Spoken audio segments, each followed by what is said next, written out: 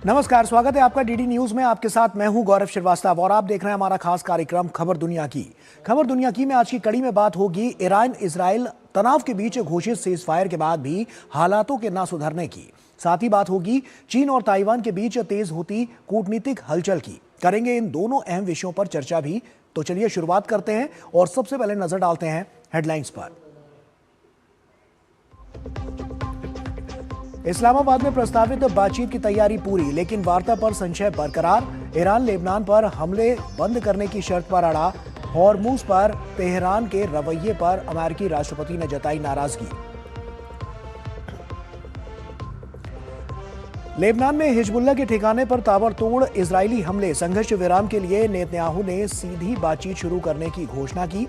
Lebanon ने कहा cease fire के बाद ही बातचीत संभव। चीनी राष्ट्रपति शी जिनपिंग और ताइवान की विपक्षी नेता चेंग की द्विपक्षीय मुलाकात। विपक्षी नेता से आपसी विश्वास बढ़ाने की अपील। चेंग ली वुन ने दौरे को बताया पीस मिशन। कहा संवाद और सहयोग से ही सुलझेंगे मतभेद। रूस और यूक्रेन का 32 घंटे की युद्ध विराम का ऐलान। पुतिन ने सेना को हमले रोकने का दिया आदेश। जेलेंस्की ने किया स्वागत। रूसी प्रतिनिधिमंडल का अमेरिका दौरा। सिर्फ आर्थिक मुद्दों पर होगी बातचीत। नाइजीरिया में नहीं थम रहा खूनी खेल। आपराधिक गिरोहों के ताजा हमले में कम से कम 12 लोगों की मौत। पिछले 5 दिनों में सेना के शीर्ष अधिकारी समेत 90 से अधिक लोगों की हो चुकी है हत्या।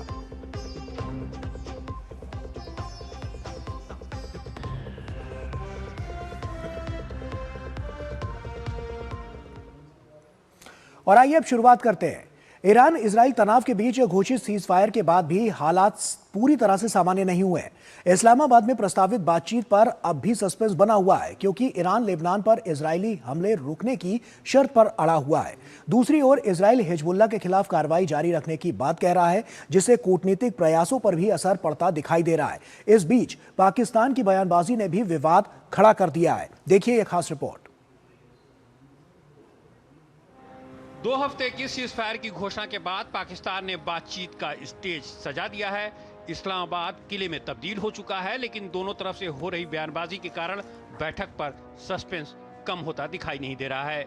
ईरान इस बात पर अड़ा हुआ है कि इजराइल लेबनान पर हमले बंद करे, फिर बातचीत की गुंजाइश बनेगी। ईरान की सरकारी मीडिया ने इस दावे को खारिज कर दिया है कि तेहरान के प्रतिनिधिमंडल इस्लामाबाद पहुंच चुका है। इससे पहले गुरुवार को संसद के अध्यक्ष बाकर कालिबाफ और विदेश मंत्री अब्बास आराक्ची सहित ईरानी प्रतिनिधिमंडल के पहुंचने की बात सामने आई थी।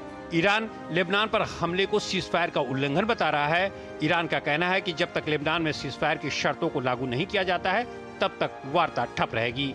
हालांकि अमेरिका और इजराइल का कहना है कि लेबनान युद्ध विराम की शर्तों में शामिल नहीं है। सीज फायर के ऐलान के बाद इजराइल ने लेबनान पर हमले बढ़ा दिए हैं, जिसमें सैकड़ों लोगों के मारे जाने और हजारों लोगों के बेघर होने की खबर है। बढ़ते दबाव के बाद इजराइल ने लेबनान पर सैन्य और कूटनीतिक दबाव बनाते हुए नई चाल चल दी है।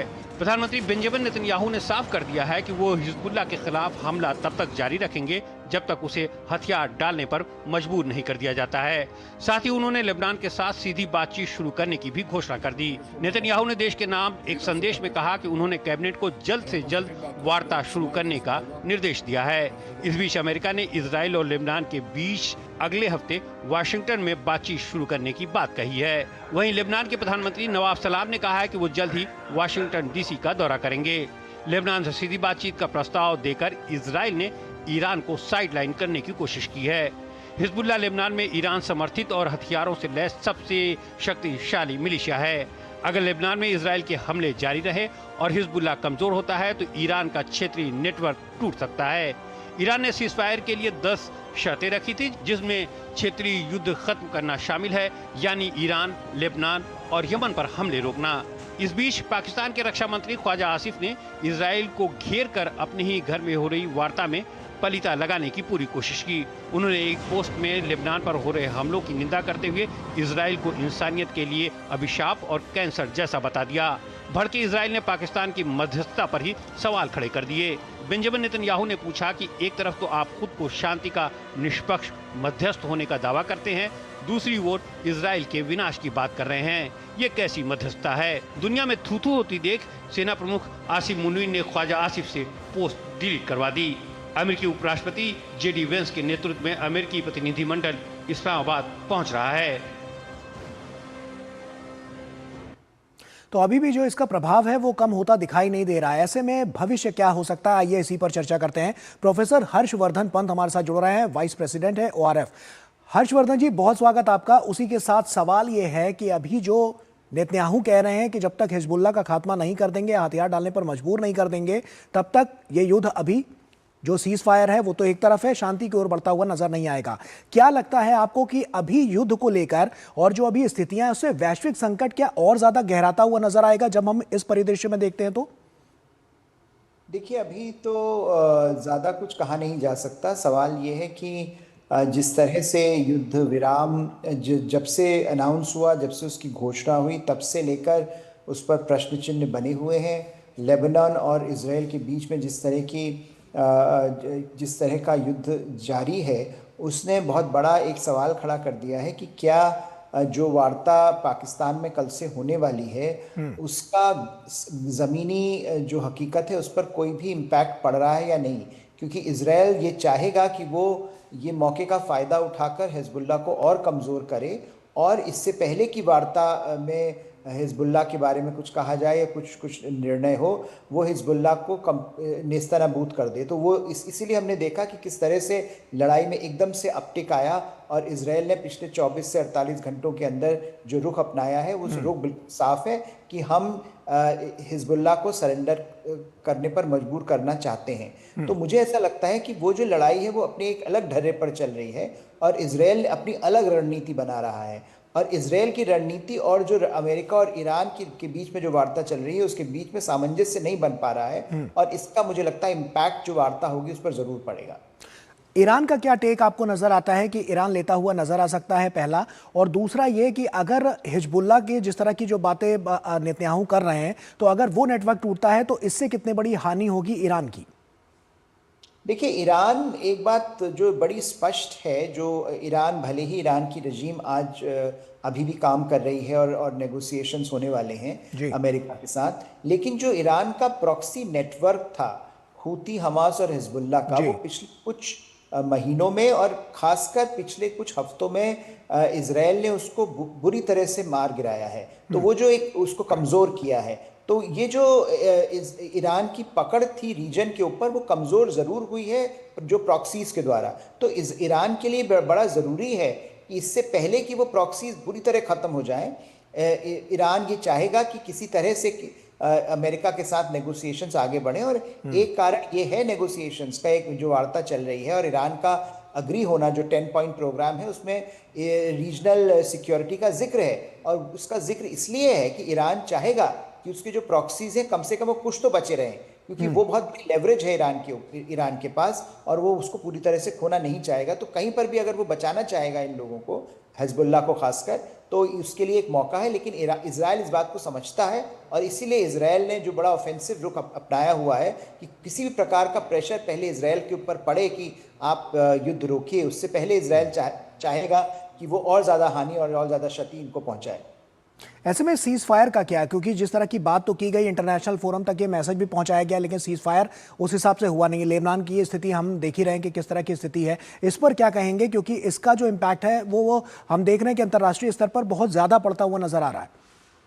देखिए, सीज फायर तो सिर्फ इस बात पर हुआ है कि अमेरिकी जो अटैक हो रहे थे वो अभी रुके हुए हैं, और थोड़े बहुत ईरान ने अपनी तरफ से जो खाड़ी के अरब देशों के ऊपर अटैक कर रहा था रेगुलर, उसमें कुछ कमी आई है।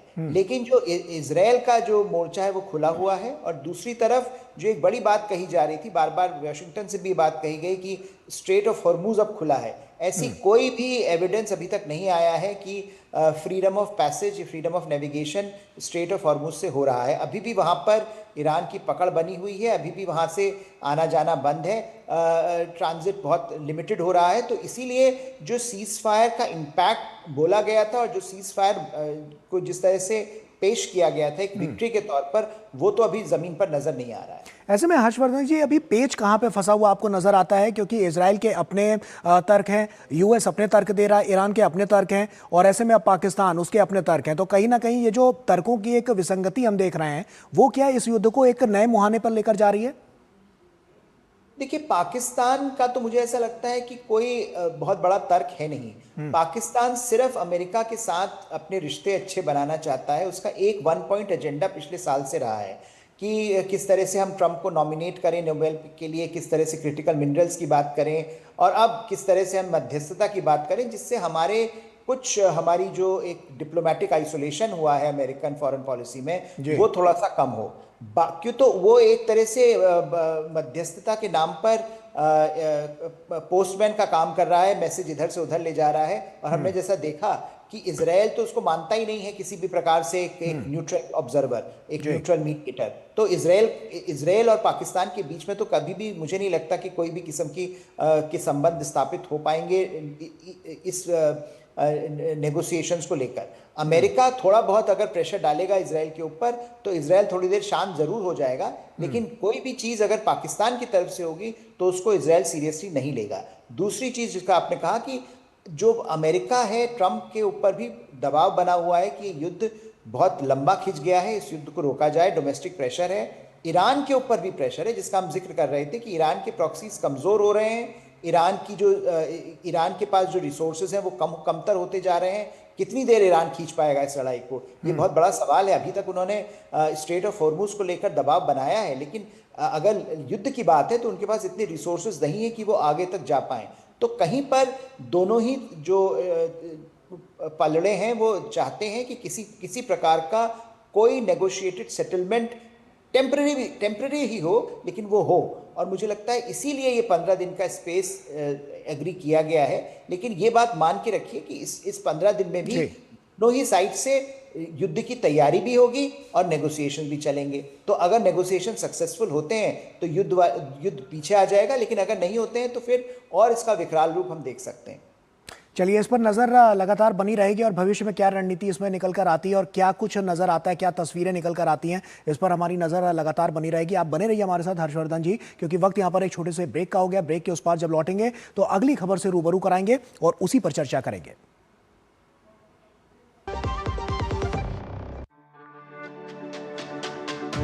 मेरी पसंद, मेरी पसंद, मेरी पसंद, मेरी पसंद, हमारी पसंद, हम सबकी पसंद। मजबूत देश का मजबूत सरिया हो गया स्टील।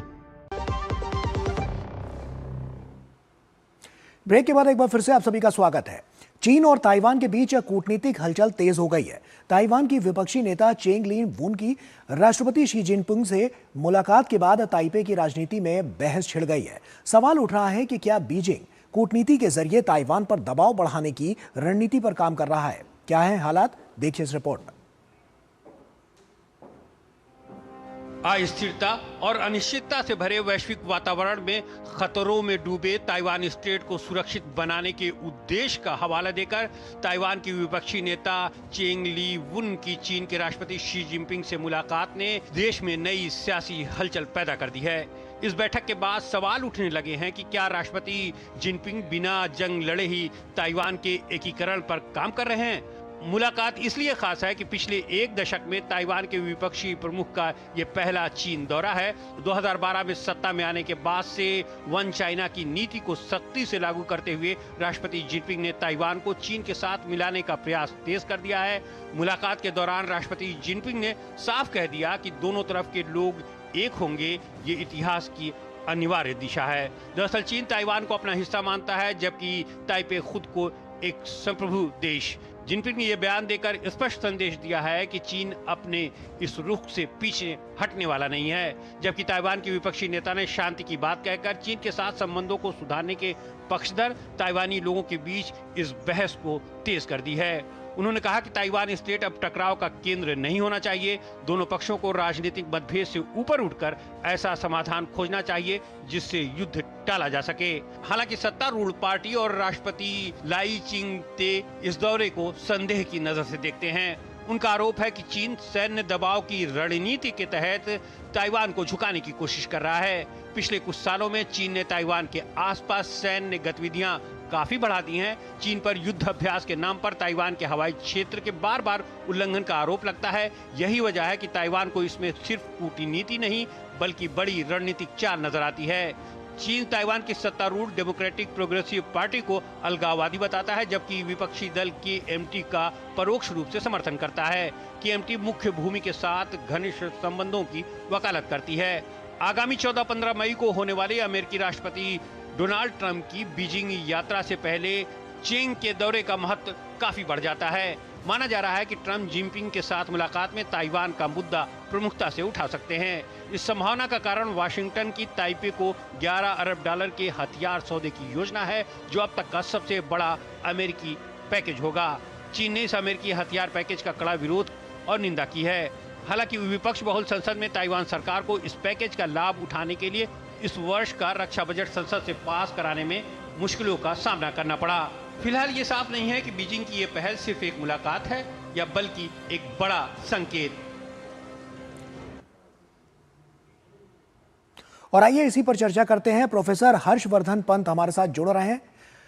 हर्षवर्धन जी, क्योंकि सवाल साफ तौर पर नजर आता है मुलाकात को लेकर और वैश्विक पटल पर भी हमने देखा है कि इसको लेकर तमाम जो सुगबुगाहट है वो नजर आ रही है। ऐसे में सवाल ये है कि इसके पीछे क्या रणनीति आपको नजर आती है शी जिनपिंग की, जो ताइवान को कहीं ना कहीं और ज्यादा यहाँ पर जो स्थितियां हैं उनको बरकरार रखने में और पहले से जो कॉन्फ्लिक्ट चले आ रहे हैं उसको देखते हुए ये मुलाकात आपको क्या लगता है, इसके क्या मायने और किस तरह की रणनीति शी जिनपिंग अपनाते हुए नजर आ रहे हैं? देखिए, शी जिनपिंग जो समस्या एक ताइवान का बड़ा मुद्दा एक चीन के लिए और शी जिनपिंग के लिए एक गले की हड्डी है कि उन्होंने इस बात को डिक्लेयर किया है कि वो ताइवान को अपने मेनलैंड में मिलाएंगे, चाइना में मिलाएंगे, और वो ताइवान के खिलाफ काफ़ी एग्रेसिव पॉस्चरिंग अपनाते हुए दिखाई दिए हैं पिछले एक दशक में। तो मुझे लगता है कि उसका जो डोमेस्टिक बदलाव ताइवान में आया है, जिसमें कि जो अपोजिशन लीडर हैं, ये पहली बार 2016 के बाद हमने ये देखा कि ताइवान का इस तरह से ताइवानीज पॉलिटिशियन लीडरशिप में इस तरह से एंगेज किया बीजिंग को। उसमें मुझे लगता है उनको एक सूत्र मिल गया है शी जिनपिंग को कि किस तरह से ताइवान का जो मुद्दा है इसको बगैर युद्ध लड़े समाप्त किया जाए। और क्योंकि डोनाल्ड ट्रंप से उनकी मुलाकात होने वाली है और ये बात स्वाभाविक है कि डोनाल्ड ट्रंप इस बारे में बात करेंगे, तो वो अपना हाथ मजबूत रखना चाहते हैं। वो ये दिखाना चाहते हैं कि ताइवान में इतनी डोमेस्टिक कंसेंसस इस बात को लेकर नहीं है, और ताइवान में जो दूसरी पार्टी है वो चाहती है कि शांतिपूर्ण तरह से चीन और ताइवान एक दूसरे के साथ काम करें और एक ही दिशा में काम करें। तो वो प्रेशर उन्होंने एक तरह से हटा दिया अपने ऊपर से कि जब भी बात होगी तो वो इस बात को आगे रखेंगे। और दूसरा, उन्होंने ताइवान के अंदर इस डिबेट को फिर से खड़ा कर दिया कि ताइवान आखिर चाहता क्या है। ताइवान के अंदर अगर इस तरह का विरोध है, इस तरह का विरोधाभास है ताइवान के अप्रोच में, तो ये चीन के हाथ को ज्यादा सशक्त करता है। ऐसे में कूटनीतिक स्तर पर इसका क्या भविष्य आपको नजर आता है जब इस तरह की मुलाकात हो रही है? और दूसरा कि इससे क्या कुछ नजर आ रहा है कि जो इम्पैक्ट है वो इन दोनों देशों के ऊपर पड़ता हुआ नजर आएगा? देखिए, दोनों देशों के ऊपर पड़ता नजर आएगा। ताइवान के ऊपर खासकर पड़ता नजर आएगा क्योंकि ताइवान में पिछले कम एक दशक से जिस तरह की सरकार है DPP की, जिसने कि एक बहुत स्ट्रॉन्ग स्टैंस चाइना के खिलाफ लिया है, जो ताइवान को इंडिपेंडेंट सॉवरेन स्टेट के तौर पर खड़ा करने के लिए प्रतिबद्ध है, वो उसकी पोजीशन एक तरह से कमज़ोर होती हुई नज़र आ रही है। क्योंकि अगर अपोजिशन लीडर जाकर चीन में ये कह रहा है कि हम चीन के साथ काम करना चाहते हैं, तो वहाँ की जो सरकार है डीपीपी की, उसके ऊपर प्रेशर होगा कि कैसे वो अपना वो अगर नेशनल यूनिटी नहीं दिखा पा रही है अपनी इस मुद्दे पर, तो ये मुद्दा कमजोर पड़ जाता है, और ये मुद्दा अगर कमजोर पड़ जाता है तो वो पोजीशन कमजोर पड़, बार्गेनिंग पावर कमजोर पड़ जाती है। ताइवान के ऊपर इसका असर जरूर खासकर पड़ेगा, और चीन के मुझे लगता है चीन जो एग्रेशन चीन अभी तक दिखाता रहा है वो और ज़्यादा सशक्त तरीके से चीन दिखा पाएगा। अगर उसको मिलिटरीली भी कुछ करना है, ताइवान के सामने शक्ति प्रदर्शन किसी तरह का करना है, तो वो और करेगा। और तीसरा मुझे लगता है डोनाल्ड ट्रंप के साथ जब बैठेंगे शी जिनपिंग, तो उनका हाथ बड़ा मजबूत होगा। चलिए, इस पर नजर हम सभी की बनी रहेगी। बहरहाल आपका बहुत बहुत शुक्रिया प्रोफेसर हर्षवर्धन पंत जी, हमसे जुड़ने के लिए और तमाम बातचीत हमसे यहाँ पर करने के लिए बहुत बहुत शुक्रिया आपका। और जाते जाते एक नजर दुनिया भर की कुछ अहम खबरों पर डालते हैं। आप इन खबरों को देखिए और हमें हमारी पूरी टीम को दीजिए इजाजत। नमस्कार।